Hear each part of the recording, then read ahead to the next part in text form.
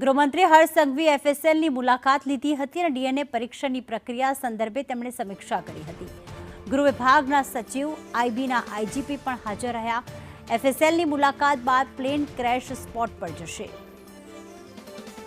તો ગૃહ રાજ્યમંત્રી હર્ષ સંઘવી જે એફએસએલની મુલાકાત લીધી અને ત્યાં સમીક્ષા કરી કે બેઠક કરી કે આખરે જે ડીએનએ પરીક્ષણ કરવામાં આવશે તે બાબતે તેમણે ચર્ચા કરી હતી. અને ત્યારબાદ જ્યાં પ્લેન ક્રેશ થયું હતું મેઘાણીનગરમાં તે સ્પોટ પર પણ જશે, કારણ કે હજી પણ ત્યાં જે રેસ્ક્યુ ટીમ છે તેમના દ્વારા જે કાટમાળ હટાવવામાં આવી રહ્યો છે, હજી પણ મૃતદેહો મળી રહ્યા છે. એટલે કે મૃત્યુઆંક વધતા હજી પણ મૃતદેહોની ઓળખ કરવાની બાકી છે અને તેમના પરિવારજનોને શોધીને તેમના ડીએનએ ટેસ્ટ કરવામાં આવશે. એક બાજુ પરિવારજનો જેમના સ્વજન હજી સુધી મળ્યા નથી અને તે પરિવારજનોને શોધી રહ્યા છે અને બીજી તરફ કેટલાક મૃતદેહો પણ મળી રહ્યા છે.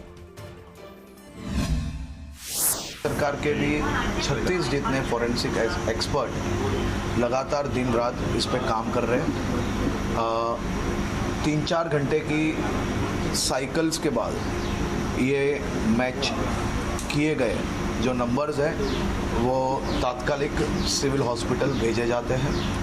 मैं अभी फॉरेंसिक साइंस लेबोरेटरी पे एक डिटेल्ड बैठक हुई है और इसके बाद हम अभी नेशनल फॉरेंसिक साइंस यूनिवर्सिटी जो है वहाँ पे भी इसी प्रकार से रात दिन काम चल रहा है. वहाँ विज़िट के बाद टोटल ये जो प्रक्रिया है वो प्रक्रिया और जल्द ज़्यादा से ज़्यादा जल्द कैसे हो पाए उस पर काम चल रहा है.